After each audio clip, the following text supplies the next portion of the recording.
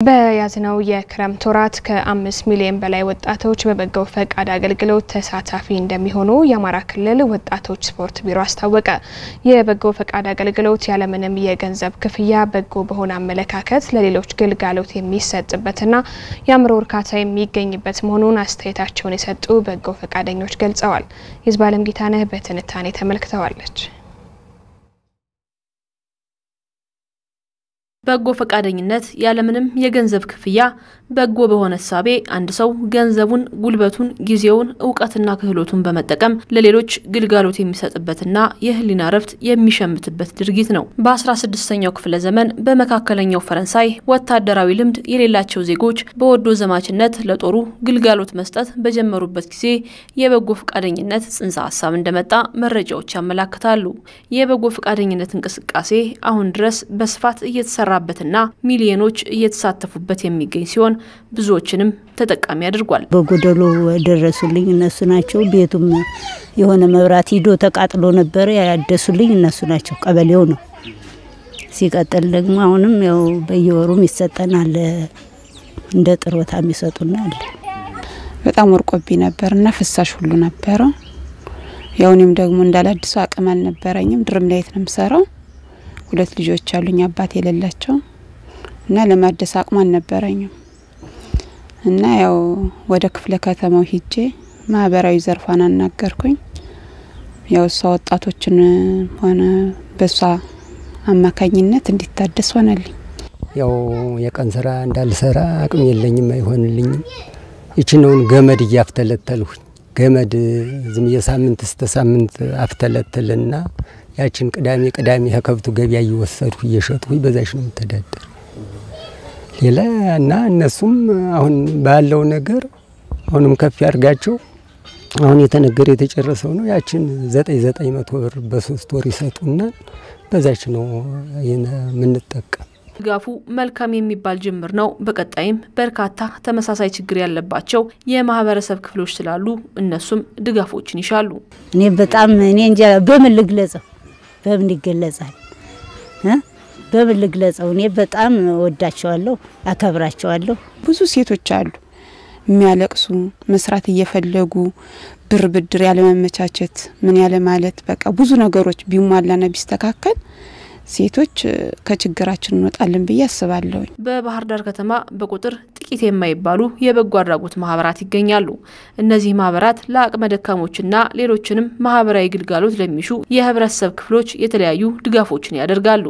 ወጣቶች ጋር ስራ ፈጠራ ጋር ነው የምንሰራው። በትንሹም ቢሆን ስራ መፍጠር እንዲችሉ ለምሳሌ የማዞር ስራ ሶፍት ማስቲካ እነዚህ አይነት ነገሮችን ይሰራሉ።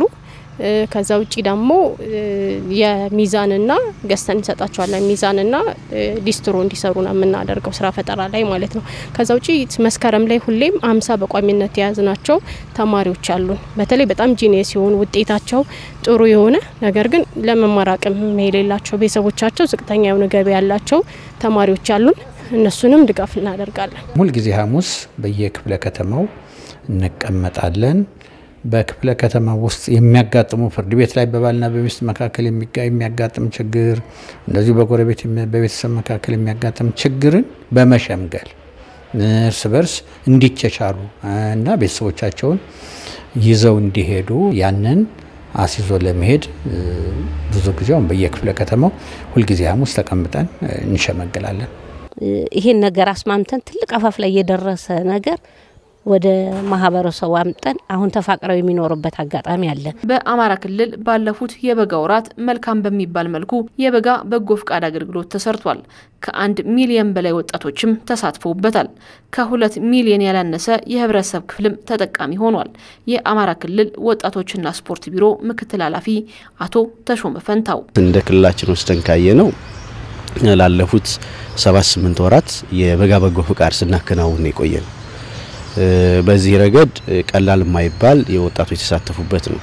ከ1 ሚሊዮን 697 ሺህ በላይ ወጣቶች የተሳተፉበት ወደ 2 ሚሊዮን የሚጠጋ የህብረተሰብ ክፍል የተገለገለበትና 1.6 ቢሊዮን ብር አካባቢ የሚገመት ሀብት በነፃ የክልሉ መንግስት ያሉትን ክፍተቶች የሞላበት ነው።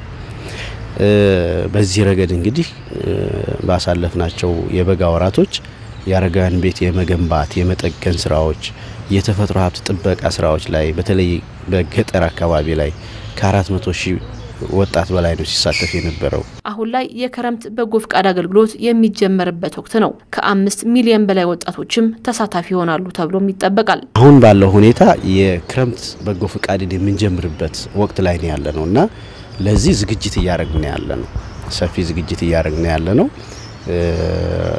ክረምቱ ላይ ያለው ደግሞ በስፋት እየተለመደ የመጣም ነው። እንተውሃለን ብንለው ራሱ ማህበረሰቡ የሚተውም አይደለም። አሁን የክረምቱን እንደ በጋው ቀዝቀዝ ብሎ የሚሰራ ተግባር አይደለምና በዚህ በጀት ዓመት አንዱን ሰራዋለን ብለን ያሰብነው ከ5 ሚሊዮን በላይ ወጣቶች ይሳተፋሉ። ይሄ ቁጥር የክልላችን ወጣት 62% እንደሚሸፍነው እሱ ብቻ አይደለም። በአረንጓዴ አሻራ 50% የሚሆነውን ከክልሉ ግብርና ጋር በመነጋገር 50% የሚሆኑ ችግኞች በሚቀርቡት በወጣቶች ይተከላሉ የሚል ግብ ይዘን ነው እየተንቀሳቀስን ያለ ነው። በጎ ፈቃድ ሲባል ብዙ ጊዜ ክረምት ላይ የሚደረግ ብቻ አይደለም። ይሁንና ተማሪዎች በዚህ አገልግሎት ላይ ንቁ ተሳትፎ ያላቸው በመሆኑና በክረምት ወቅት የሚኖራቸውን ነፃ ጊዜ በመጠቀም በጎ ተግባር የሚያደርጉበት ነው።